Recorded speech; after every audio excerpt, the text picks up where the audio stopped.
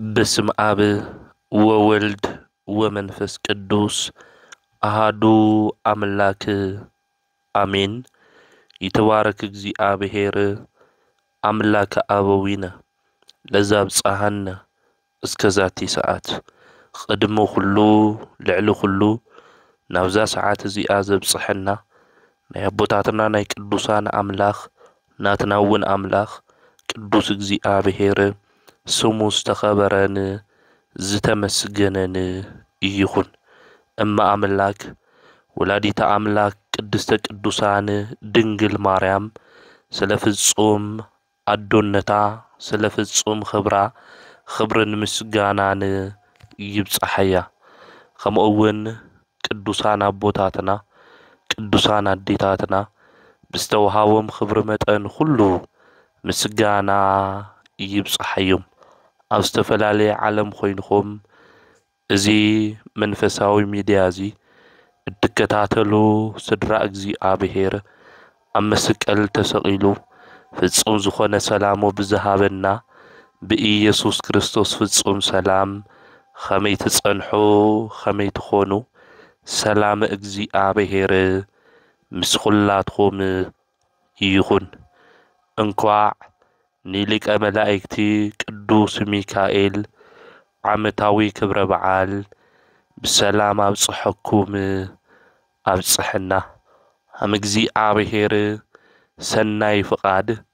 حدار 10 ناي قدوس ميكائيل ليك أملايكتي عمتاوي كبر بعال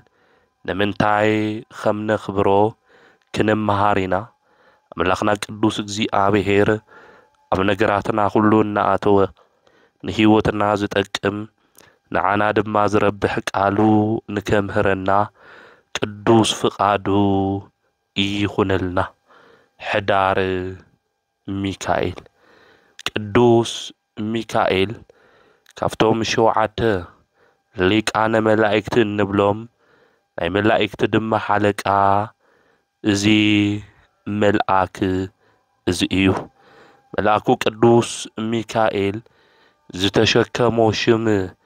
ناي اجزي آبهير شميو ميكائيل مالت منو كم اجزي آبهير مالت يو خم اجزي آبهير زبلا من يو مالت يو زي ملعاك زي آب إيور آب إيرر أبراما زلو ملائكة دما حلق خوينو زتشوم ملائكيو سيطان أنا إيه فتاريخو ميلو بتعبيت كناقر انتلو أو عالم ملائكتي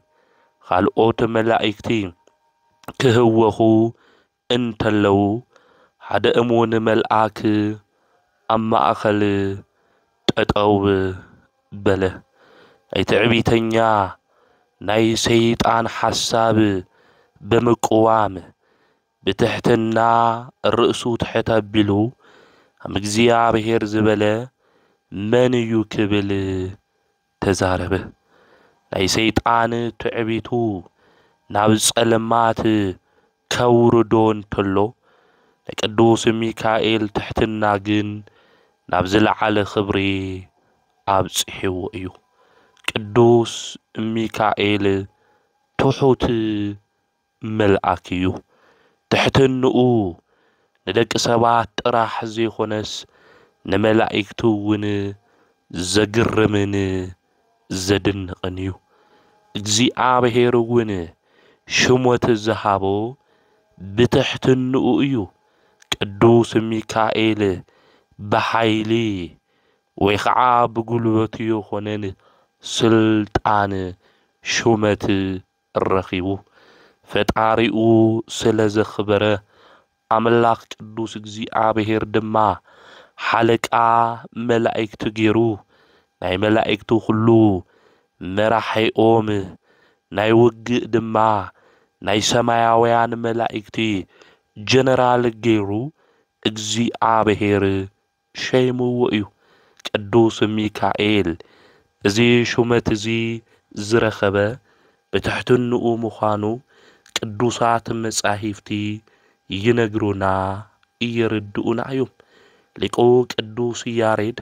ብሰማያዊ ምስጢር ተመሲጡ ስለ ናይ ቅዱስ ሚካኤል መልክዑ ክናገር እንተሎ ኸምዚ እዩ ዝብል ክንፉ ነበልባላዊ ሓዊ ይመስል ካብ አንደበቱ ድማ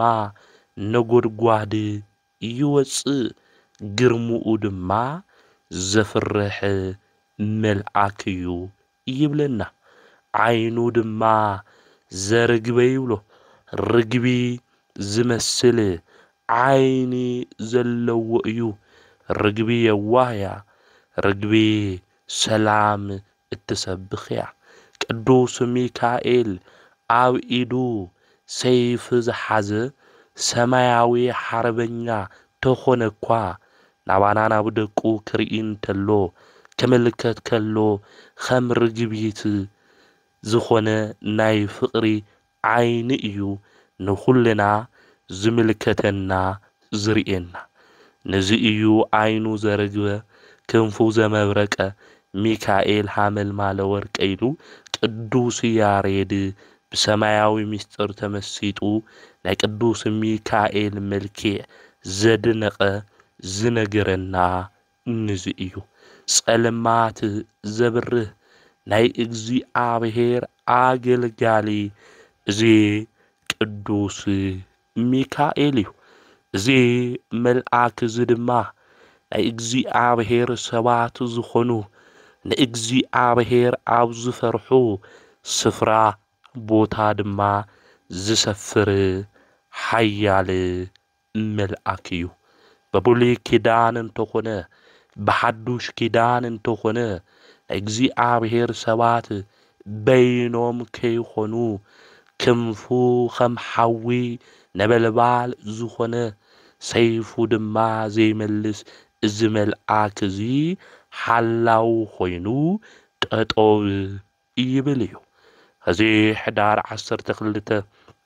ናይ መልአኩ ናይ ቅዱስ ሚካኤል በዓል ንኽብር ኢና። እናኽብሮ እቲ ሓደ በዓል ንህዝበ እስራኤል መጋቤ ብሉይ ዝተባሃለ ቅዱስ ሚካኤል ካብ ግብፂ አውፂኡ ናብታና ተስፋ ምድሪ ዝብልዋ ቦታ ንሱ እንታይ ገይርዎም እዩ? አብፂሕዎም እዩ፣ ሓልይዎም እዩ፣ ሓጊዝዎም እዩ። እዚ መልአክ እዚ እዚ ድማ ቤተ ክርስቲያን ሕዳር ሚካኤል እናበለት ዕለት 12 ሕዳር በዓሉ ብዓብይ ድምቀት ንክነኽብሮ ትእዝዘና እያ። እስራኤላውያን እግዚአብሔር ህዝቢ ዝተባሃሉ እግዚአብሔር አምላኮም ምስማዕ እምቢ በሉ። አምላኮም ቅዱስ እግዚአብሔር ዝኣዘዞም ትእዛዝ ነቢያት ልኢኹ ድማ ናብ ልቦም ንክምለሱ እግዚአብሔር አዘዘ። እስራኤላውያን ግን ልቦም ደንዲኑ እምቢ ኢሎም ብኃጢአትን ብርኩሰትን መንገዲ ድማ ተጓዓዙ። ብኃጢአት ብርኩሰትን መንገዲ ክጓዓዙ እንተለዉ እግዚአብሔር ድማ የንሰምዒ ስለ ዝበሉ ናብዚ አምኑ አሕዛብ ድማ በባርነት እግዚአብሔር እሕሊፉ ሃቦም። 400 ዓመታት ልዕሊኡን ኣብ ምድሪ ግብፂ ድማ እስራኤላውያን ተቐመጡ። ኣብኡ ክነብሩ እንተለዉ ድማ በባርነት እዮም ዝነብሩ ነይሮም። በባርነት ክነብሩ እንተለዉ ኣብ ልዕሊኦም ዝነበረ ኣርዑቶም ድማ ኸበዶም። ኣብዚ ግዜ እዚ እስራኤላውያን ንብዓቶም ናብ እግዚአብሔር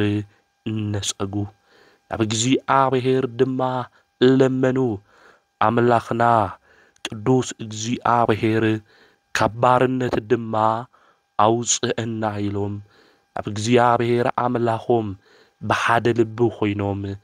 ተማህለሉ። እስራኤላውያን መከረኦም እንታይ እዩ ነይሩ ክንብል እንተለና ኣብ ኦሪት ዘጸአት እቲ ታሪክ ብስፍሓት ተቐሚጡ እዩ ወዲ ተተወሊዱ እስራኤላዊ ተሓኒቁ ንክሞት ብፈርዖን ኣዋጅ ተዓውጁ ነይሩ እስራኤላውያን ነበዝሑ እንድሕር መጺኦም ሓይልና ክወስዱ ነባርነት ምግዛእ ድማ እምቢ ክብሉና ስለ ዝኽእሉ ኣወዳት እንድሕር ተወሊዶም ንክቕተሉ ፈርዖን ኣዋጅ ኣውጁ ነይሩ ኣብዚ ግዜ እዚ ድማ ከቢድ ዝበሃል ስራሕ እዮም እስራኤላውያን ዝሰርሑ ነይሮም ደቂ ኣንስትዮ ይኹኑ ደቂ ተባዕትዮ ኣብ ስራሕ እዮም ዝጽመዱ ነይሮም እዚ ፒራሚድ ኢልና እንጽውዖ ኣብ ግብጺ ዘሎ እስራኤላውያን ከም ዝሰርሕዎ እዩ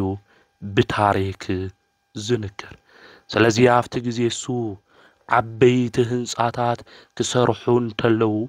ሓንቲ ራሄል ዝሹማ ኣብኡ ድማ ትሰርሕ ነበረት ሕርሳ ድማ መጽእ ሕርሰይ መጽኡ እዩ እሞ ክወልድ ክትብሎም እንተላ ኣብኡ ኣብቲ ጭቃ ተብኹዕዮ ዘለኺ ውለድዮ ኢሎም ተናገሩ ግፍዕ ተመልከቱ ወገናተይ ኣብዚ ግዜ እዚ ደቃ እኳ ወሊዳ ካፍቲ ጭቃ ክተልዕሎም ይኽኣለቲ ርገጽዮም ነቲ ጭቃ እውን የጥንክሮ እዩ ናይ ህፃናት ደምን ዓጽምን ኢሎም ድማ ተናገሩ ኣብዚ ግዜ እዚ ንብዓታና ብእግዚአብሔር ነጸገት ናይ ኣቦታትና ናይ አብርሃም ናይ ይስሐቅ ናይ ያዕቆብ ኣምላክ ኣበይኒ ኢኻ እዚ መከራ እዚ ስቃይ ግፍዒ ክበጽሕና እንተሎ ተመልከትባ ኢላ ናብ እግዚአብሔር ንብዓታ ነጸገት ጸሎታን ንብዓታን ድማ ኣብ ቅድሚ እግዚአብሔር በጽሐ ናይ እግዚአብሔርና ምሕረት ኢዱ ዝዝርግሐሉ ንእስራኤላውያን ድማ ካብ ባርነት ዝወጽሉ ግዜ በጽሐ ሞት ኣብ ዝተዓወጀሉ ዓዲ ኣብ ሞት መንደር ኮይና ኣምሪራ ዝበኸየት ራሄል ዝተባሃለት ሰበይቲ እያ ነይራ ስለዚ እግዚአብሔር እውን ጸሎታ ተመልከተ እስራኤላውያን ዝበጽሖም ግፍዕን መከራን ድማ እግዚአብሔር ረአየ ዝውን ዝበጽሐና ዘሎ ግፍዒ ዝበጽሐና ዘሎ መከራ ዝበጽሐና ዘሎ ስቅያት ሁሉ አምላክና ቅዱስ እግዚአብሔር ተመልክቱ ናይ ምሕረት ዓይኑ ናባና ንክገብር ናይ ምሕረት ኢዱ ድማ ናባና ንክዝርግሕልና ንኣምላክና ናይ ቅዱስ እግዚአብሔር ቅዱስ ፍቃዱ ይኹንልና ነቲ ህዝብሱ ካብ ባርነት ንከውፅእ ድማ ሊቀ ነቢያት ቅዱስ ሙሴ ብእግዚአብሔር ተመረጸ ኣብ መከራ ግዜ ዝተወለደ ህፃን እዩ ሞታው ዝተዓወጀሉ ዓዲ ሞት ንከይነኽኦ እግዚአብሔር ገይርዎ እዩ ሊቀ ነቢያት ቅዱስ ሙሴ ብተኣምር እዩ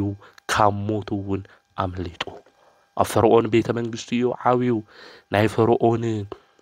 ናይ ውላዱ ውላድ ክበሃል ስለዘይደለየ ምስ ህዝቡ ድማ መከራ ክቕበል ዝደለየ እዩ ሊቀ ነቢያት ቅዱስ ሙሴ እግዚአብሔር ድማ ናብ ፈርዖን ክልእኸካ እየበሎ ኣብዚ ግዜ እዚ ሊቀ ነቢያት ቅዱስ ሙሴ ኣነ ኮልታፋ እየ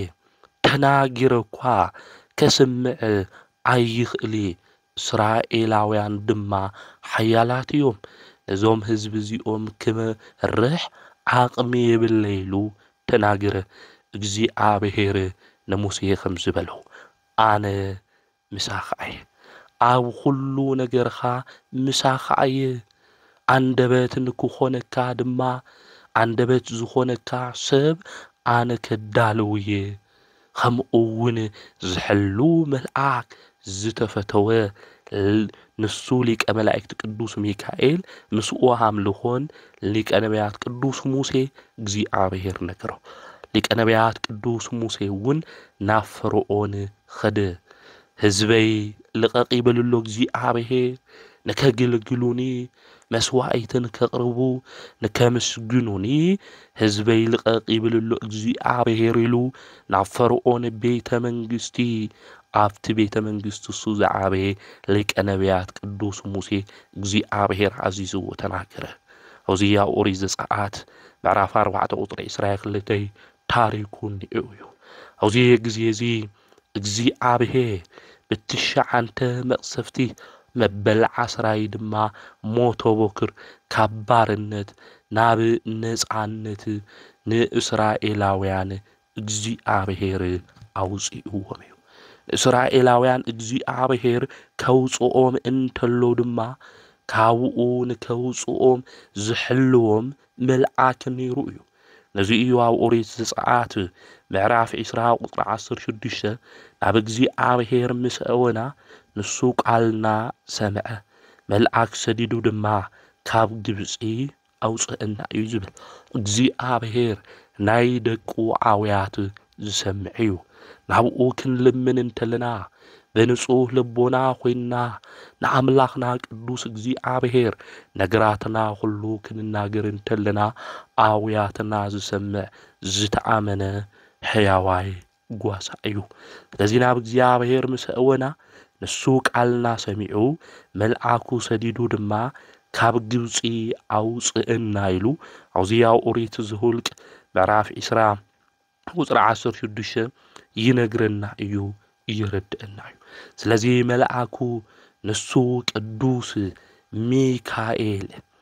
ንእስራኤላውያን ካብ ባርነት ክወፁ እንተለዉ ኣብቲ ምድረ በዳ ንሱ ድማ ቀትሪ በአምደ ደመና ለይቲ ድማ በአምደ ብርሃን ይመርሖም ነይሩ እዩ። ከምኡውን ካብ ኮክሒ ማይ እናፍለቀ ካብ ሰማይ ድማ መና እናውረደ ካብ እግዚአብሔር ተዓዚዙ ካብ ሁሉ ነገር ሁሉ ዝመርሖም ዝነበረ ዝሕልዎም ዝነበረ መልአክ እዩ። ን40 ዓመታት ኣብቲ በረኻ ጫምኦም ክዳኖም ከይወድኡ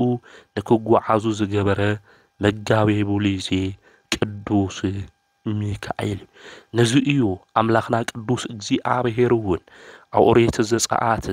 ምዕራፍ 23 ቁጥሪ 20 ክናንብብ እንተለና ለሊቀ ነቢያት ቅዱስ ሙሴ እግዚአብሔር ክናገር እንተሎ ኣብ መንገድኻ ምእንቲ ክሕልወካ መልአከይ ክሰድድ እየ ናብቲ ዘዳለኽዎ ቦታ ምእንቲ ክእትወካ መልአከይ እንታይ ክገብር እየ ክሰድድ እየ ኣብ ቅድሚኡ ተጠንቀቕ። እግዚአብሔር ዝተናገሮ ቃል እዩ። ኣብ ቅድሚኡ ተጠንቀቕ ኣብ ቅድሚኡ ክፉእ ነገር ከይትገብር ሰማያዊኡ ተሰሚዑ እዩ እሞ ሓጢአት እንተሰሪዕኻ ንበደልኻ ኣይሓድግን እዩ። ድምፁ እንተሰሚዕኻ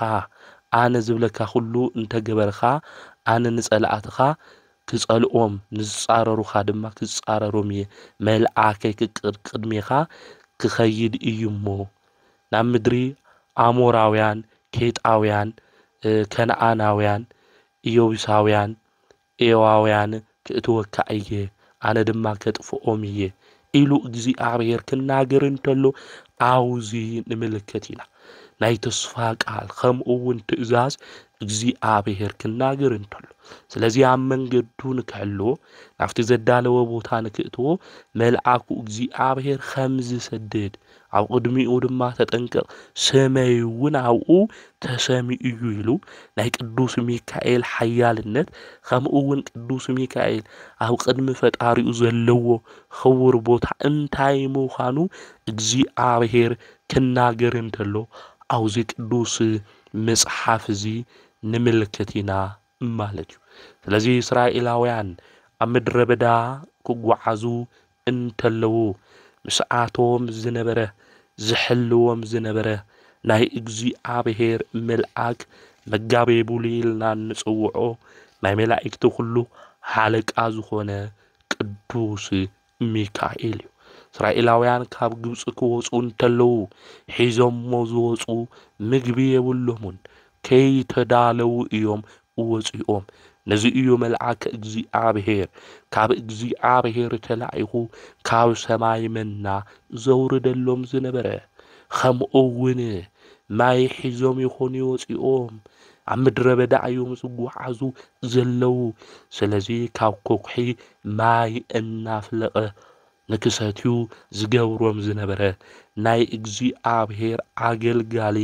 ኣብ ቅድሚ እግዚአብሔር ኩልሻ ጠጠው ዝብል ቅዱስ ቅዱስ ቅዱስ ኢሉ ዘመስግን ሩህሩህ መልአክ ንሱ ቅዱስ ሚካኤል እዩ እስራኤላውያን ምስ ወፁ ድማ ፈርዖን ተናሰሐ መን ከግልግለን እዩ እዚ ኩሉ ህዝቢ ወፂኡ ኢሉ ንእስራኤላውያን ንክመልሶም ፈረሰኛታት ሁሉም ሰራዊቱ ድማ ሒዙ ፈርዖን ድማ ግስግስ እዚያው ኦሪት ዘጸአት ምዕራፍ 14 እቲ ታሪክ ብስፍሓት ድማ ንረኽቦ ኢና ስለዚ እስራኤላውያን በምድረ በዳ ክጓዓዙ እንተለው ዓብይ ፈተና እዩ አጋጢምዎም ብቅድሚኦም ባህረ ኤርትራ እንዮ ብየማን ድማ ክኸዱ እንተበሉ እምባንዮ ብጸጋም ድማ ገደል እንዮ ብድሕሪኦም ድማ ፈርዖን ምስ ሰራዊቱ ድማ ይመጽሉ አውዚ ጊዜ እዚ እስራኤላውያን ለከነየ ምልጥ ዲና ወፂና ኢሎም ኣብ ልዕሊ ሙሴ ድማ አጉረምረሙ ዝኹሉ ነገር ንገብር ዘለና ሙሴ ሰቂልካ ብፍቃድካ ዲኻ ውጪኻና መን እዩ ሓላዊና መን እዩ ምሳና ዘለይሎም ዞም ህዝብ እዚኦም ተናገሩ ነገር ግን ቅድሚኦም ኮይኑ ዝመርሖም ዝነበረ ፀሓይን ከይኾኖም ኣብ ምድረ በዳ በአምደ ደመና ገይሩ ለይቲ ድማ ከይጽልምቶም በአምደ ብርሃን ገይሩ ዝሕልዎም ዝነበረ ምስ ሊቀ ነቢያት ቅዱስ ሙሴ ኮይኑ ዝመርሖም ዝነበረ ቅዱስ ሚካኤል እዩ ስለዚ ቅዱስ ሚካኤል ቅድሚኦም እዩ ነይሩ ከዚ ፈርዖን ክመጽእ እንተሎ እቶም ህዝብ ድማ ክጨናንቁ እንተለው ሰልፍ ተቀይሩ ቅዱስ ሚካኤል ናይ እግዚአብሔር መልአክ ናብ ድሕሪት መጽኡ ማለት እዩ አውዚ ጊዜ እዚ ናይ እግዚአብሔር መልአክ ናብ ድሕሪት ክመጽእ እንተሎ ፈርዖንና ሰራዊቱ ድማ ነቶም ህዝብ እስራኤል ንከይርኢዎም ንሱ እንታይ ገይርዎም ማለት እዩ ኸልኺልዎም ማለት እዩ ናይ እግዚአብሔር መልአክ ቅዱስ ሚካኤል ማለት እዩ እቶም ህዝብ ግን ያጉረምረሙ እዮም ነይሮም ክንሞት ዲና ክንጠፍእ ዲና ዝፈተና ዘጋጢምና ዝንዮ ኢሎም ተናገሩ ንሕና እውን ኣብ ህይወትና እኮ ሃምዚልና ንናገር ኢና ነገራት ሁሉ ጽልምት መትክብለና እንተሎ ሰማይ ዝተደፈአስ ካብ ዝመስለና ካብ ምንባርን ሞት ይሕሸና ኢልና ንናገር እኮ ኢና ብዙሕ ግዜ ማለት እዩ ንሕና ክንውድእ እንተልና ንሕና ዝነበረና ነገር ሁሉ ወዲእና ሱቅ ክንብል እንተልና እግዚአብሔር ድማ ስሩሑ ይጅምር እዩ እግዚአብሔር እንተ ደንጎየኳ ዝቅደሞ የለይ ማለት እዩ ስለዚ እግዚአብሔር መልአኩ ቅዱስ ሚካኤል ንከድሕኖም ንህዝብ እስራኤል ሂብዎም እዩ ስለዚ ካብ ቅድሚት ናብ ምንታይ ቅዱስ ሚካኤል ክመጽእ ገይርዎ ብድሕሪት ክመጽእ ገይርዎ ስለዚ አውዚ ጊዜ እዚ ንህዝብ እስራኤል ፈርዖን የሪኦም ነይሩ ቅድሚት እናሃለይ ቅዱስ ሚካኤል ግን ይሪኦም ነይሩ ማለት እዩ ረኸውናዮም በጻሕናዮም ኢሉ ምስ ሰራዊቱ ከምኡውን ፈረስ ዝሓዙ ሰባት ሒዝናዮም ኢና ይብሉ ነይሩ እስራኤላውያን እውን ዘሊሎም ላብ ባሕሪ ከኣቱ ይኽእሉ ገደል እውን እንዮ ከምኡውን ዓውይ እምባን ብድሕሪት ፈርዖን እንዮ ህይወቶም እንታይ ኮይኑ ማለት እዩ ኣብ ከቢድ ዝኾነ ፈተና ኣትዩ ማለት እዩ አውዚ ጊዜ እዚ ናይ ፈርዖን ሰራዊት ንከይንቀሳቀሱ እዚ መልአክ እዚ ገበሮም ማለት አውዚያ ኦሪት ዘጸአት ምዕራፍ 14 ቁጥር 19 ከምዚ ይስብል እቲ ብቅድሚ ደቂ እስራኤል ዝኸይድ ዝነበረ ናይ እግዚአብሔር መልአክ ድማ ተመሊሱ ብድሕሪት ኾነ እቲ ዓምድ ደመና ከዓ ካብ ቅድሚቶም ተላዒሉ ብድሕሪቶም ቆመ እዩ ዝብል ማለት ስለዚ ተሰልፍ ተቀይሩ ፈርዖን ድማ ንከይንቀሳቀስ ዝመልአክ ዝገይሩ ለይቲ ሙሉእ ድማ ንእስራኤላውያን አብርህሎም ቅዱስ ሚካኤል ካብ እግዚአብሔር ተላኢኹ ማለት እዩ ባህረ ኤርትራ ድማ ክኽፈል ገበሩ ናይ እግዚአብሔር ፍቃዱ ስለዝኾነ ማለት እዩ ሙሴ እውን ተጨኒቁ ነይሩ ኣብ ኢድኻ እንታይ ንኤካ ምስ በሎ በትሪ ኢሉ ትበትሪ እሱ እንታይ ግበር ኣልዒልካ ነቲ ባሕሪ ውቅዓዩ ኢልዎ እቲ ባሕሪ ድማ ንክልተ እንታይ ኮይኑ እዩ ተኸፊሉ እዩ ከም መንደቕ ድማ ኮይኑ ኣሎ ከም ሳዕሪ ከምሩ ኮይኑ እስራኤላውያን ብደረቕ ምድሪ ድማ እንታይ ኮይኖም እዮም ተሻጊሮም እዮም ማለት እዩ እዚ ንክሻገሩ ዝሓገዞም ዝረድኦም መልአክ መን እዩ ተተባሂሉ መጋቤ ቡሊ ኢልና ንፅውዖ መልአክ ንሱ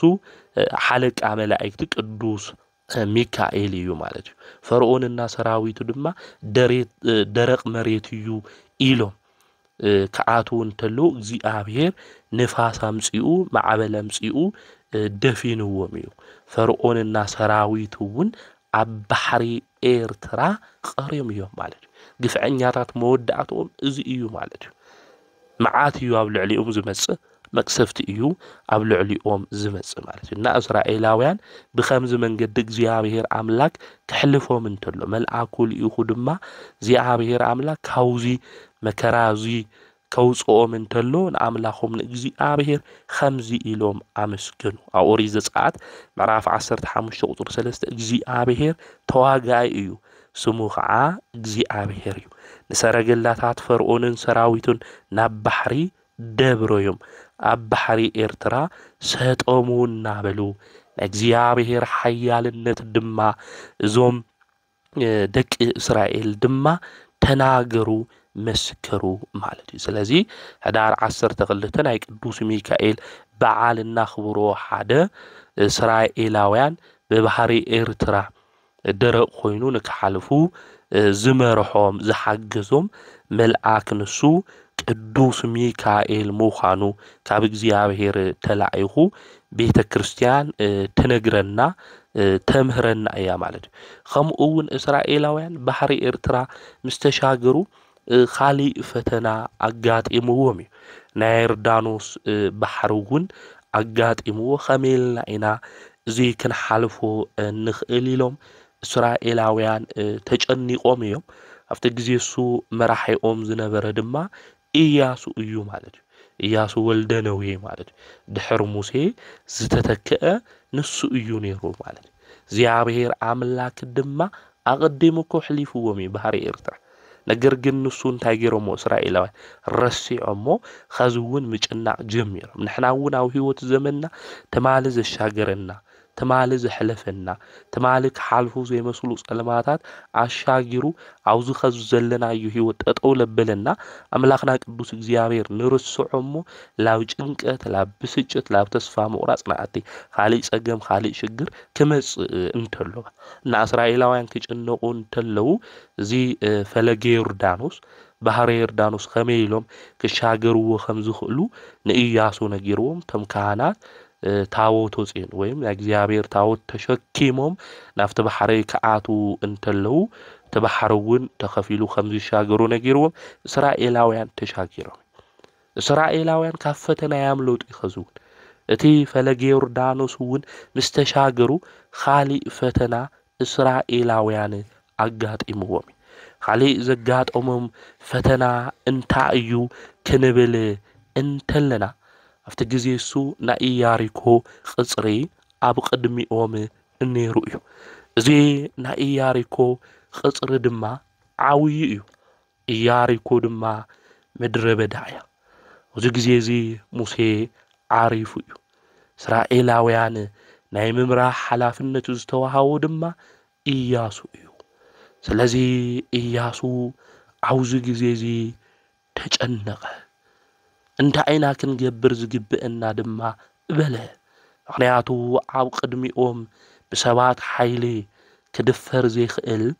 ዓውይ ቅጽሪ ናይ ኢያሪኮ ከተማ እዩ ስለዚ ብሓሳብ ውሽጡ ኮይኑ ክዘዋወር እንተሎ ብድንገት ሓደ ነገር ተመለከተ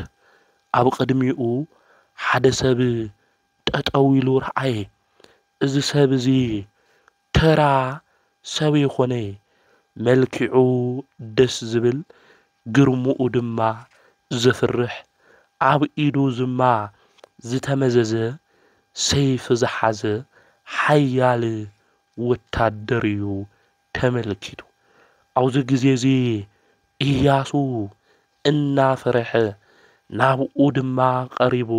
ከምዚ ኢሉ ተናገሮ ንስኻ ምሳና ዲኻ ወይ ከዓ ምጸልእትና ኢሉ ኣብ ጥቓ ኢያሪኮ ኮይኑ ዓይኑ ክጥምት እንተሎ እዚ ኢያሱ እዚ ተናገረ ንስኻ ካባና ዲኻ ወይ ካብ ጸልእትና ኢሉ ተናገረ ኣብዚ መጽሓፍ ኢያሱ ምዕራፍ 5 ቁጽሪ 13 እንረኽቦ እዩ ኣብዚ ግዜ እዚ ንሱ ድማ ኣይፋልን ኣነስ ሓለቃ ሰራዊት እግዚአብሔር ኮይነ ሕዚ መጽእ ኣለኹ በሎ ኣይፋልን ክብል እንተሎ ኣነ ሰብ ይኾንኹ መልአክ እየ እግዚአብሔር ቅዱስ ቅዱስ ኢለ ዘመስግን ናይ እግዚአብሔር መልእክተኛ ዝኾንኹ መልአክ እየ ቀጽሉ ድማ ሓለቃ ሰራዊት እግዚአብሔር ኮይነ ሕዚ መጽእ ኣለኹ እግዚአብሔር ሰራዊት ዝኾኑ መላእክት ድማ ሓለቆኦም ዝተሾመ ሊቀ መላእክት ዝኾነ ኣብ ኢዮር ኤረር ራማ ዝነብሩ 99 ነገደ መላእክት ዝኾኑ እልፍ አእላፍ ዝኾኑ መላእክት ሓለቆኦም ድማ ቅዱስ ሚካኤል እዩ ማለት እዩ ስለዚ ምድራዊ ሰው ይኾንኺ ኣብ ሰማይ ዘሎ አእላፋት መላእክቲ ሓለቃ እየ በሎ እቲ ዝተመዘዘ ሰይፍ ድማ ኣብ ልዕሊ ቅጽሪ ኢያሪኮ ተዘርግሕ ደቂ እስራኤል ድማ ድምጾም ዓወቢሎም ኣስምዑ ቅጽሪ እቲ ከተማ ወድቀ እቲ ቅጽሪ ድማ ዝፈረሰ ብድምጾም ጥራሕ ይኾነ ናይ ሰራዊት ጎይታ እግዚአብሔር ሓለቃ ዝኾነ መላእክት ሓለቃ መላእክት ዝኾነ ቅዱስ ሚካኤል እቲ ቅጽሪ ብክንፉ ስለዝነኽኦ እዩ ስለለሓገዞም ስለዝረድኦም እዩ እዚ መልአክ እዚ ማለት እዩ ስለዚ እስራኤላውያን ዝመርሖም ዝነበረ ካብ ሁሉ ፈተናውን ክወጹ ዝገብሮም ዝነበረ ናይ እግዚአብሔር ሹም ዘለዎ ንዝፈትውዎ ዝርህርህ ንጸላእቱ ድማ ሓዊ ዝኾነ እዚ መልአክ እዚ ቅዱስ ሚካኤል ምዃኑ ምፍላጥ ከምኡውን ምርዳእ የድሊ እዩ እዚ መልአክ እዚ ንነብዩ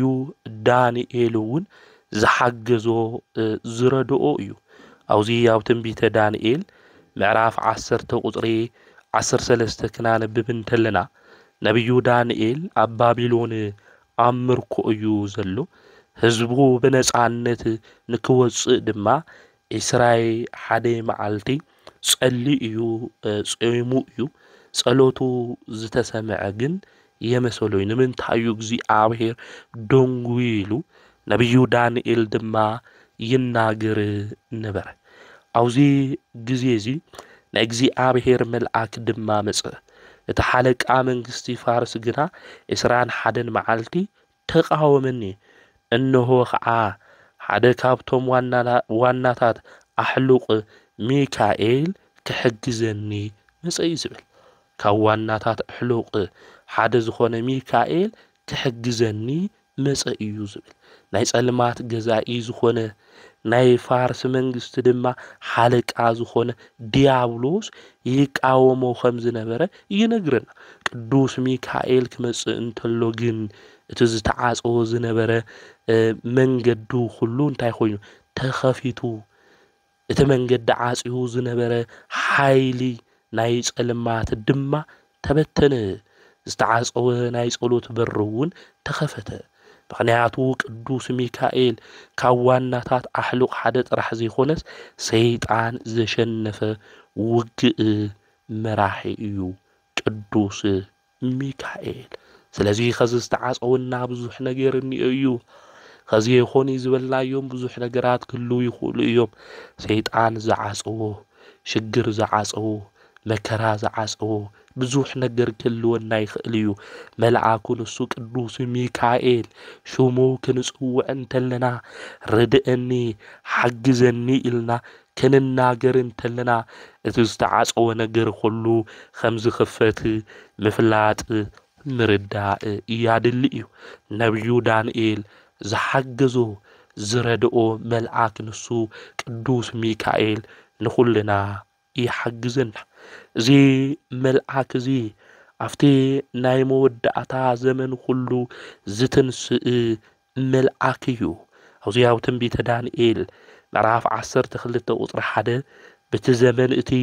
اتي مئنت دك هزبخا إسرائيل زقوم عوي حالك ميكائيل كتنسئيو يلو يناغر النايو زي ناي تسفا قاليو عالم تتقلاوت مكرا تبزح صلحائي تتلعله نجرجن سلناتنا زتنسئ زقوم سيفو دما زمزز عاوي حلقا ملعك نسو قدوس ميكائيل انيو نسو سوق هيبلن عب إياريكو تطو خمز بله عبرخا جبسي إسرائيلاويان خمز مرحو كله زي ملعك زي نعاي نعاخاتكم تطو يبللنا أيو نخلنا دما يحجزنا أيو افتنا مودعتا زمن يزو زتنسئ منيو زحجز منيو نسو ملعك قدوس ميكائيل مخانو قدوس مصحف ينغرنا يردئنا نحنا زلنايو زمن دما اتي ناي مودعتا زمن زخونه አዋዜሙኡ ዘለና ሰባት ኢና መልአኩ ቅዱስ ሚካኤል ኣብ ቅድሜና ጠጠው ኢሉ ነገራትና ሁሉ ንከስተኻኽለልና ነገራትና ሁሉ ድማ ናው ጽቡቕ ነገር ንክልውጠልና ንኣምላኽና ናይ እግዚአብሔር ቅዱስ ፍቃድ ይኹነልና ስለዚህ እዚ ሓለቃ መላእክት ዝኾነ ቅዱስ ሚካኤል በብሉይ ኪዳን ነብዙሓት ኣቦታትና ነብዙሓት ኣዴታትና ካብ መከራ ሁሉ ካብ ፈተና ሁሉ ዘድሐነ ንህዝቢ እስራኤል እውን ባህሪ ኤርትራ ዝኸፈለ ንኢያሱ እውን ናኢያሪኮ እምባ ንክፈርስ ትቕጽርሱ እውን ከምዘይነበረ ንክኾን ዝገበረሉ ኣብ ቅድሚኡ ጠጠው ዝበለ ኣብ ኢዱ ዝተመዘዘ ሰይፍ ዝሓዘ መልአክ እዩ ቅዱስ ሚካኤል ሕዳር 12 ናይ ቅዱስ ሚካኤል በዓል ንገብረሉ ካሊእ ድማ ቤተ ክርስቲያን ክትምህረና እንተላ ድራታኦስ ዝተባሃለ ሰብ ብረድኤት ናብኡ ንክሕግዞ መልአኩ ቅዱስ ሚካኤል ከምዝ መጽአ ቤተ ክርስቲያን ተምህረና ትነግረና እያ ብፍላይ እዚ ታሪክ እዚ ንኹልና ኣብ ተስፋ ዝቆረጽና ኢኮኖሚ ነገራትና ሁሉ ጎዲሉ እዩ ምንም የብልናን ኢልና እንጭነቕ ጽባሕ እንታይ ክንበልዕ ኢና ደቀይ ድማ እንታይ ክምግቦም እየ ኢልና ንህወኽ ዘለና እዚ ናይ ዱራታኦስ ታሪክ ብዙሕ መልሲ ዘለዎ እዩ እዚ ዱራታኦስ ዝተባሃለ ሰብ ምስ ሰበይቱ ቴዎብስታ እትበሃል ኣብ ግብፂ ምድሪ ዝነበሩ ቁኑዓት ክርስቲያን እዮም ሓደ ጽኑዕ ቃል ኪዳን ድማ ኣለዎም ወርሒ ምስ ኣተወም ዕለት 12 ድማ ናይ ቅዱስ ሚካኤል ዝኽሪ ይገብሩ እዮም እዚ እናገበሩ ድማ ሁሉ ነገር ይሰርሑ ሁሉ ነገር ድማ እግዚአብሔር አምላክ ብዝፈቀዶ መንገዲ ይጓዓዙ ነበሩ ዘመን ግን ድሕሪ ዝተወሰነ ግዜ ተቀየረ ዝነበሮም ነገር ሁሉ ተወደአ ሕዳር 12 ናይ መልአኩ ቅዱስ ሚካኤል በዓል ድማ ቀረበ ኣብ ገዝኦም ዝልሓስ ዝጣዓም ዝብላዕ ነገር ምንም ነገር የብሎም እኽሎም ሃፍቶም ሁሉ ድማ ወዲኦም እዮም ዘመኑ ድማ ናይ ጥሜት ዘመን ናይ ድርቂ ዘመን እዩ ነይሩ አውዚ ግዜ እዚ ኣብ ገዛና ዝጎደለ ነገር እንዮ ደቀና ታይ ክነብልዖም ለበዓልና እንታይ ንበልዕ ኢሎም ይኾኒ ዝጭነቁ ነይሮም ናይ መልአኩ ቅዱስ ሚካኤል በዓል ሕዳር 12 ቀሪቡ እዩ ከመይልና ንሕልፎ ኢሎም ተጨነቁ ስለመልአኩ ክብሪ ዝጭነቁ ዝነበሩ እግዚኣብሔር ዝፈርሑ ክርስቲያን እዮም ኣብ መወዳእታ ግን ክዳንና ክንሸጥ እኒአና በሉ ክዳንና ሸይጥና ናይ ዝመልአክ እዚ ዝኽሪ ክንገብር እኒአና ክናተኣጓጉሉ እውን የብልና ኢሎም እዞም ሰባት እዚኦም ሓሰቡ እዚ ድራታኦስ እዚ ናይ ባዕሉን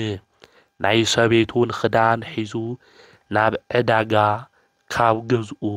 ጉዕዞ ጀመረ ክኸድ እንተሎ ኣብ መንገዱ ድማ ሓደ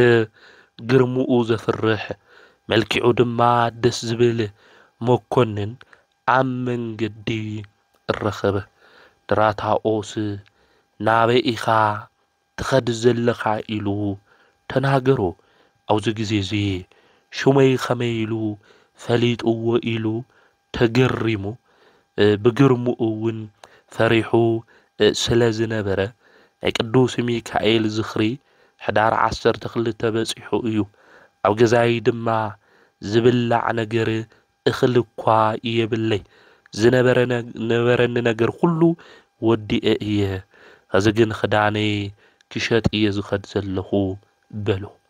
ኣብዚ ግዜ እዚ ክዳንኻ ክትሸጥ እየብልኻይ ናብ ነጋዴታት ኸድሞ ዘድሌካ ነገር ኩሉ ውሰድ በሎ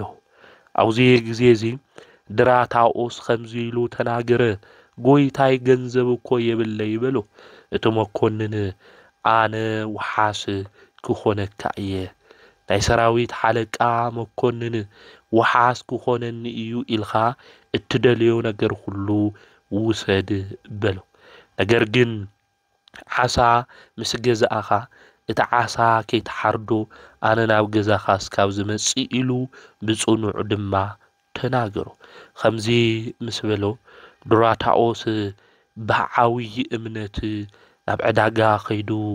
በጊዕ ገዝአ ወሓሰይ እቲ መኮንን ይበለ ሃብዎ እኽሊ እውን ወሰደ ወሓሱ እቲ መኮንን ገይሩ ዓሳ እውን ገዝአ ወሓስ እቲ መኮንን ገይሩ ናብ ገዝኡ ድማ ኸደ ሰበይቱ እዚ ክትምልከት እንተላ ተደነቐት ካበይ ኢኻ እዚ ኩሉ ነገር እዚ ኣምፂእኻዩ ኢላ ተናገረቶ ሓደ ርህሩህ መኮንን ኣብ መንገዲ ረኺበዮ ዝበፅሐኒ ነገር ሁሉ ምስ ነገርኽዎ ወሓስ ክኾነካ እየ ስለዚ ዘድለካ ነገር ሁሉ ውሰድ ኢልኒ በላ ኣብዚ ግዜ እዚ እግዚኣብሔር እናመስገኑ ናይ ቅዱስ ሚካኤል ሕዳር 12 በዓል ድማ ድኻታትን ምስኪናትን ፀዊዖም ደስ ብዝብል እቲ በዓል ኣሕለፍዎ ንሕና በዓል ክንገብር እንተለና ዝክር ክንገብር እንተለና ድኻታት ንፅውዕ ደንኾን ምስኪናት ንፅውዕ ደንኾን ስለዚ ምስትውዓል ልቢ ምባል እየድሊ እዩ ድራታኦስ እዚ በዓል እዚ ናይ ቅዱስ ሚካኤል ምስ ኣሕለፈ ሓደ ሓሳብ ናብኡ መፀ እዚ መኮንን ናባይ እንድሕር ዘይመፀ ኸመይ ለእየ ክኸፍሎ ዝኽእል ኢሉ ሓሰበ ነገር ግን ክመሺ እንተሎ ከምዚ ኢሉ ክሓስብ እንተሎ ኣብ በሪ ገዝኡ ተቐሚጡ እናሃለየ እቲ መኮንን ድማ ናብኡ መፀ ድራታኦስ ድማ ደስ እናበሎ ነቲ መኮንን ተቐበሎ እቲ ዓሳ ኣበይ እኒኦ ኢሉ እቲ መኮንን ሓተቶ ድራታኦስ ድማ ንስኻ ከይመጻኻ ነቲ ዓሳ ክሓርዶ ከምዘይብለይ ነጊርኻኒ ኢኻ ዓውዚ ኣሎ ኢሉ ተናገሮ በልኸዚ ሕረዶ በሎ ነቲ ዓሳ ድማ ኸብዱ ቐደዶ ካብ ዓሳ ኸብዲ ድማ 300 ዲናር ወርቂ ምፍሳስ ጀመረ እታ ገዛ ብብርሃን ተመልኦት ናይቲ መኮንን መልክዕ ድማ ተቐየረ ብመስቀሉ ድማ ባርኾም ድምፁ ከም ነጎድጓድ ቃሉ ድማ ከም መዓር እናጣዕመ መጽእ همز دما بلو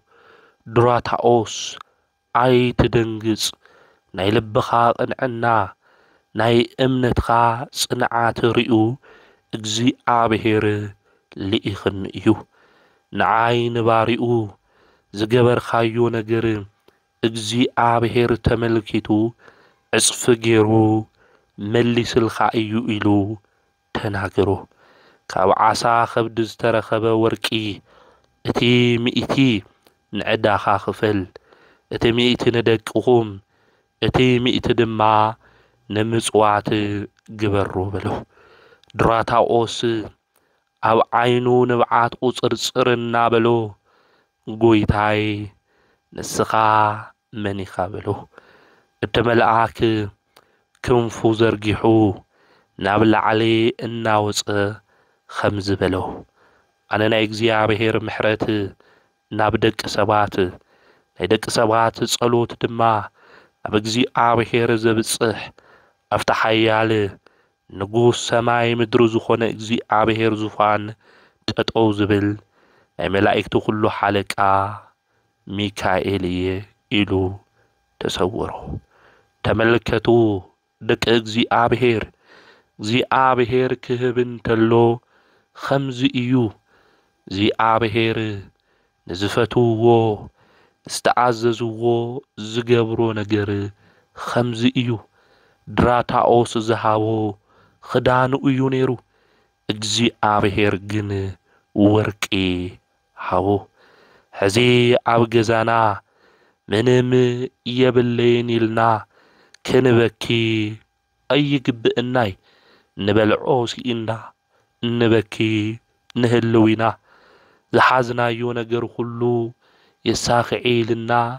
نمنتاي قويتاي كنبل نخقلينا ناي دراتاوس عملاخ ناي قدوس ميكائيل قويتا اجزي بهير حزون النئو إيومو نأملاخنا نجزي بهير تسفا نقبرو لذي حدار عصر تخلته قدوس ميكائيل زخرون كجبر خدانو كشات نزبله دراتاوس زرد اللو ألت موخانو بيت كريستيان تمهرنا خم أون حدار ميكائيل إنا خبرو أو اسكندريا نجستي زنبرت كيلو باترايا بفلاي إذا كيلو باترازيا أو تنتاويت اسكندريا نجستي زنبرت بملكي عادما بزوحات انفلت عينا ملكي اما 5 كيلو باترا ايو نبل نجرجن نسا بدحريتا اتصرحو زنبرت نايس ألمات السرار حاجن نيرو وايو أو تنتاويت اسكندريا بيتت آو تسريحا ساتر نزبهال دما تاوت يملخو نيروم نا ديابلوس سراحون مبزحتي أومي سرحو نا ديابلوس تزرق زفانون عب اسكندريات انتاويت نيرو يو زمن مستغير دما الاسكندروس قدوس باتراريك دما خمزي إلو تناقره دحر قديم تاوت التاملخلو نتاوت دما بعال تقبرلو كهلو يقبو إلو تناقره نقرقن افت زمن السوز نبرو سبات نتي تاوت نسو حدار عصر تخلت ببعامتو بعال يقبرلو دما نبرو تبيت تاوت بيت كريستيان توخونه صقم يولي بعال جن كنقبرني إن أبونا يلوم نقدوس باتراريك الاسكندروس نقرو الاسكندروس باتراريك دما تقببنيا أيونيرو حدار عصر تخلته نايساترن تاوت بعال جيرهم التاملو خلو نقدوس ميكائيل بعال كخونني أو إلوم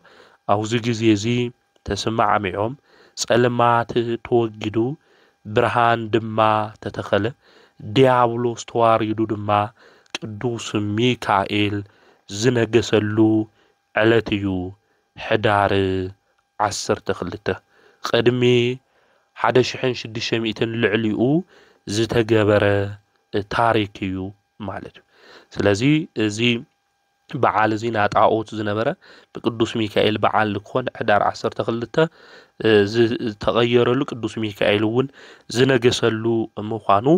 ቤተ ክርስቲያን ተምህረና ትነግረና ያ ከምኡ እውን ምእመናን ኣብ መርከብ ውሽጡ ኮይኖም ካሊእ ቦታ ክኸዱ እንተለው ነገር ግን እታ መርከብ እትደመና ጸልሚቱ ማዕበል እውን ተላዒሉ እታ መርከብ ክግልብጣ እንተሎ ተማዕበል እውን ዘፍርሕ ክኾን እንተሎ ተምእመናን ድማ ጸለዩ ንትገበል ዝተባሃለ ሰይጣን ዝሰዓርካ ቅዱስ ሚካኤል ርድአና ኢሎም ክጸልዩ እንተለው ቅዱስ ሚካኤል ከአውዝ ማዕበል እዚ ዘለው ህዝቢ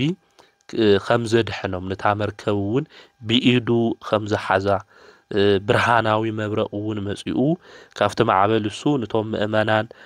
ከምዘድሕኖም ቤተ ክርስቲያን ተምህረና ትነግረና ያ ምክንያቱ ቶም ሰባት ይኣመኑ ነይሮም ኣብቲ ግዜ እሱ ተማዕበል ክመጽእ ተሎ ለፍርሕ እዩ ነይሩ ከምኡውን ክንድሕኒና ኢሎም ይሓሰቡ ቅዱስ ሚካኤል ግን ለታ መርከብ ናብ ካሊእ ቦታ ክትበጽሕ ገይርዋ እግሮም ናብ መሬት ክነክእ ተለው ለሓሸዋ ክትበጽሕ ተሎ ቶም ምእመናን ይኣመኑ ነይሮም ቅዱስ ሚካኤል ግን ሃምዝዩ ሽሙ ክንጽውዖ ተለና ርድአኒ ሚካኤል ክንብሎ እንተለና ቀልጢፉ ዝበጽሕ የዋህ መልአክ ምዃኑ ምፍላጥ ምርዳእ የድሊ ሕዚ መብዛሕቲና ብናውራ ማዕበል ብሽግር ማዕበል ብጥርጣሬ ማዕበል ንህወኺና ክንሰጥም እስካብ ንብል እውን ተወዳእና ትርጉም የብልናይ ንብል ንኾኒና ነገር ግን ናይ ኪሎፓትራ ጣዖት ዘፍረሰ እታ መርከብ ካብ ማዕበል ዘውፅአ ንድሯታኦስ ድማ ካብ ዓሳ ከብዱ ወርቂ ዝለኣኸ ሕዝውን ቅዱስ ሚካኤል ኣብ መርከብና ህይወትና እንእዩ ማለት እዩ ንሱ ጥራሕ ብጽሕልና ኢልና ንጸውዕ እዩ ንሱ ተጸዊዕናዩ ይሰምዐና እዩ ሰሚዑ ድማ ካብ ፈተና ካብ መከራ ሁሉ ድማ የድሕነና እዩ ነዚ እዩ ልበ አምላክ ዳዊት እውን እግዚአብሔር ኣብ ዝፈርሑ ስፍራ መልአክ እግዚአብሔር ይሰፍር ካብ መከራ ሁሉ የድሕኖም ኢሉ ኣብ መዝሙር 34 ቁጽሪ 7 ተናገረ ስለዚ መልአኩ ቅዱስ ሚካኤል ሽሙ ክንጽውዖ እንተለና ካብ ፈተና ካብ መከራ ሁሉ አድሕነና ክንውሎ እንተለና ዘድሕነና መልአክ እዩ ናይ ቅዱስ ሚካኤል ሓላውነት ናይ እግዚአብሔር ተኣማንነት ሁሉ ሻዕ ውሽጥና ሃምለሎ ክንፈልጥ ክንርዳእ ይግብእና ቅዱስ ጳውሎስ ኢየሱስ ክርስቶስ ተማልን ሎሙን ንዘለዓለምን ንሱ እዩ አይልወጥን ይብለና አውዛ ዕብራውያን መልእክቱ ምዕራፍ 13 ቁጥር 8 ስለዚህ ጎይታ ዝሾሞ ጎይታና ዝለኣኾ ሽሙ ናይ እግዚአብሔር ኣብ ልዕሊኡ ዝኾነ እግዚአብሔር እውን ዝመስከረሉ ቅዱስ ሚካኤል ተማል ሎሙን ንዘለዓለም ንክሕልወና ምሳና ምዃኑ ምፍላጥ ምእማን የድሊ ማለት እዩ ስለዚህ خذ زلنا عالم تعيو نحرينا ببزوح ጭንቀት ኣብ ዝተመልአት ዓለሚና ዘለና እዚ ቪዲዮ ዝውን ትሪኡ ተመልከቱ ለለኹም ትምርቱ ተሰምዑ ኣብ ሆስፒታል ክትኾኑ ትኽእሉ እንታይና ክንበልዕ እናወልኹም ኣብ ተጨነቁሉ ክኾን ይኽእል ወይ ከዓ ኣብ ስደት በብሕታውነት ብናፍቆት እናተቃጸልኹም ክትኾኑ ትኽእሉ ማንም ኣብ ዘይርድኡ ሓዘን ውሽጥ ትኾኑ ትኽእሉ ኢኹም እዚ ቪዲዮ እዚ ተሰምዕዎ ዘለኹም ሕዚ ግን ብስርዓት ክነግረኩም እታ ኣብ ኢያሪኮ ቅጽሪ ዝተመዘዘ ሰይፋ ኣብ ኢዱ ዝሓዘ ሓያል መልአክ ኣብ ኩልና ቅድሚት ጠጠው ኢሉ አለ እዩ ናትና ኢያሪኮ እንታይ ወገናደይ ሽግር ድዩ ሕማም ድዩ ሓዳር ዘይምስማዕ ማዕድዩ ተስፋ ምቁራጽ ድዩ ናይ እምነት ጥርጥር ድዩ ታዩ ናይና ኢያሪኮ ስለዚህ ቅዱስ ሚካኤል ናይ መላእክት ሓለቃ እዚ ሁሉ ዘፍርሰሉ ስልጣን እግዚአብሔር ሂውዎ እዩ ስለዚህ ድራታኦስ ንዘክሮ ዘሃው ክዳን እዩ ነይሩ ዝተወሃው ድማ ወርቂ እዩ ማለት እዩ ስለዚህ አምላክና ቅዱስ እግዚአብሔር ክነኽብሮ እንተለና ፍቅሪ ድማ ንሰባት ክንህብ እንተለና እምነትና ዝጸንዕ ኮን እንተሉ እግዚአብሔር ንድራታኦስ ቅዱስ ሚካኤል ኢኹ ካብ ፈተና ካብ ጭንቀት ሁሉ ከም ዘድሕኖ ሁሉ መልአኩ ቅዱስ ሚካኤል እውን ናባና እግዚአብሔር ንክልእ ኸልና ብእምነት ክንጸንዕ ይግብአና እምበይ ኣብ ጭንቀት ኣብ ፍርሒ ኮይና ናብ ተስፋ መቁራጽ ህይወት ክንኣቱ ኣይግብአና ማለት እዩ። ስለዚ ቅዱስ ሚካኤል ኣማላዲ እዩ። እሕና ብሓጢአት ክንረስሕ ከለና ጸሎትና ናብ ላዕሊ መውጻእ እምቢ ክብሎ ከሎ ቅዱስ ሚካኤል መጽኡ ጸሎትና ብወርቂ ጽንሑ ሒዙ ንብዓትና ኩሉ ዘፍሰስናዮ ዝለመናዮ ናብ ቅድሚ እግዚአብሔር ዙፋን ዘቕርብ መልአክ እዩ ማለት እዩ። ኣብ ራእይ ዮሐንስ እውን ክነንብብ እንተለና እቲ መልአክ ኣብ ምዕራፍ 8 ናይ ቅዱሳን ጸሎት ምስቲ ዕጣን ናብ ቅድሚ እግዚአብሔር ሒዙ ከም ዝኸደ ራእይ ከም ዝረአየ ቅዱስ ዮሐንስ ይነግረና ማለት እዩ። ዝጸሎት ሁሉ ድማ ኣብ ቅድሚ እግዚአብሔር ክበጽሕ ዝገብር መልአክ ሓያል ናይ መላእክቱ እውን ሓለቃ ዝኾነ መልአኩ ቅዱስ ሚካኤል እዩ። ከምኡ እውን ጎይታ ናይ ደቅኻ ንብዓት ረአይ ጸሎቶም እውን ስማዕ መሓሮም ይቀርበሎም ርድኣዮም ሓግዞም ኢሉ ዝልምን መልአክ እዩ ማለት ፈጣሪ ድማ ንፈታዊኡ ቅዱስ ሚካኤል ገጹ ኣይምልሶሊ ማለት እዩ። ስለዚ ቅዱስ ሚካኤል ኣብ ኩሉ ነገራትና ታይ ክንገብር ክንጽውዕ ይግበአና። እንደሻዕ ቅዱስ ሚካኤል ሓጊዝና ይኹን እንደሻዕ ቅዱስ ሚካኤል ካብ መከራ ውፅኢና ይኹን ንእስራኤላውያን መና ዝመገብኻ ቅዱስ ሚካኤል እንጀራ ሲኢና ምግቢ ሲኢና ዘለና ደቅኻ መግበና ክንብሎ እንተለና ዘይዓሰወ ከምኡ እውን ዘይውዳእ እንጀራ ናይ በረከት እንጀራ ቅዱስ ሚካኤል ከም ዝህበና ፈሊጥና ቅዱስ ሚካኤል ኣማልደና ቅድሚ እግዚአብሔር ጠጠው ትብል ሩህሩህ መልአክ ክንብል ይግብአና። ሽግርና ንሰባት ካብ ንናገር ነዚ ሩህሩህ ዝኾነ መልአክ ቅዱስ ሚካኤል ክንናገሮ ይግብአና። ንስኻ ኢያሱ ዝሓገዝካ ኢኻ ከዝውን ንዓይ ሓግዘኒ ንስኻ ዱራታኦስ ዝሓለውካ ኢኻ ንዓይ እውን ሓልወኒ ንበሎ ንሱ ፈጣን መልአክ እዩ። ናይ ምሕረት እውን መልእኽተኛ እዩ። ስለዚ ሰላምና ምሕረትና ከምኡ እውን በረከት ናብ ገዛና ክኣቱ ዝገብር መልአክ ስለ ዝኾነ እዚ መልአክ እዚ ክንጽውዖ ይግብአና ማለት እዩ። ኦ እግዚአብሔር ብሓያል መልአክ ሚካኤል እስራኤል ዝመርሕኻ ባሕሪ እውን ዝኸፈልኻ ማዕበል እውን ጸጥ ዘበልኻ ኣምላኽ ናይ ድራታኦስ እምነት ርኢኻ ወርቂ ዝሃብካዮ ሕዚ እውን ዝጠፍአና ዝጎደለና ዝረሓቐና በረከት ምልእልና ኢልና ክንልምን ይግብአና። ናይ ቅዱስ ሚካኤል ሰይፊ ኣብ ገዛና ዘሎ ናይ ክፍኣት ቅጽሪ ይቁረጸልና ካብ ክፉእ ሁሉ ካብ ድንገተኛ መከራ ሁሉ ይሰውረና። ንኢያሱ ኣነ ኣለኹ ከም ዝበሎ ሁሉ ሕዚ እውን ንዓድና ንገዛና ንሃይማኖትና ንህይወትና ሁሉ ኣነ እኒአኹ ንክብለና ቅዱስ ሚካኤል ንኣምላኽና ናይ እግዚአብሔር ቅዱስ ፍቃድ ይኹነልና። ስለዚ ዝመልአክ እዚ ብብሉይ ኪዳን ብሓዱሽ ኪዳን ንብዙሓት ቅዱሳን ኣቦታትና ኣዴታትና ከምኡ እውን ኣማላድነቱ ንዝኣምኑ ሁሉ ሽሙ ንዝፀውዑ ሁሉ ፈጢኑ ዝበጽሕ መልአክ እዩ። ዘዕበየና መልአክ እዩ ንኹልና እሞ ቅዱስ ሚካኤል ካብ ክፉእ ካብ ሕማቕ ነገር ሁሉ ይሰውረና። ከምኡ እውን ሕዳር 12 ለተሸመሉ ሓለቃ መላእክቱ ኮይኑ ዝተሸመሉ ዕለት ምዃኑ ቤተ ክርስቲያን ተምህረና። ሕዳር ክዕጠን እንተሎ ኢሎም ኣቦታትና ኣዴታትና ይነግሩና እዮም። እዚ ተዓዩ ክንብል እንተለና ኣብ ዓድና ብጣዕሚ ተመሓላላፊ ዝኾነ ሕማም ብ19 ክፍለ ዘመን ነይሩ ማለት እዩ። ልዕሊ 40,000 ሰባት እውን ሞይቶም ነይሮም። ኣብቲ ግዜ እሱ ሕዳር ክዕጠን እንተሎ ሕዳር ሚካኤል ማለት እዩ እቲ ዝነበረ ሕማም ሁሉ ጠጠው ከም ዝበለ ታሪክ ይነግረና። ቦታትና እውን የምሁሩና እዮም ማለት እዩ። ኣብ ቀረባ ግዜ ዝተፈጸመ ታሪክ እዩ። ስለዚ ሕዳር ክዕጠን እንተሎ ሕማም ሁሉ ይውገድ እዩ። እዛ ኣብ ዓድና ሕማም ብዙሕ እኒኡ ይበሃል። ተመሓላላፊ ሕማም እኒኡ ከምዚ ይመጽእ ኣሎ ሰብ ይቐትል ኣሎ ብዙሕ ነገር እኒኡ። ነገር ግን ቅዱስ ሚካኤል ኣማላድነቱ ንሓገዘና ምሕረቱ እግዚአብሔር ነብዝሕልና ካብ ብዙሕ ነገር ታይ ኮይና ኣምሊጥና ሓሊፍና ኢና እሞ ዝሩህሩህ ዝኾነ መልአክ መን ከም እግዚአብሔር ዝብል ሽሙ ዝተሸከመ መልአክ ቅዱስ ሚካኤል ነቢዩ ዳንኤል ክሕግዘኒ መጽኡ ሃም ዝበለ ለዓና እውን ኣብ ስራሕና أو تمرتنا أو نجاراتنا كله أو نحسوه كله ملأكو قدوس ميكائيل يحجزنا زمهرنا زجسسنا نيبوتاتنا أملاك قدوس እግዚአብሔር سمو استخبرن استمسجنن يكون قدوس ميكائيل بركة رديئت أمالادنت مسخلاتنا يكون بروح بعال يكون لنا زتمرت زي ناو كله من تكبصح زي فلطو نكفلطو شير نجبرو وصوات لእግዚአብሔር وولاديتو ድንግል ወለመስቀሉ ክቡር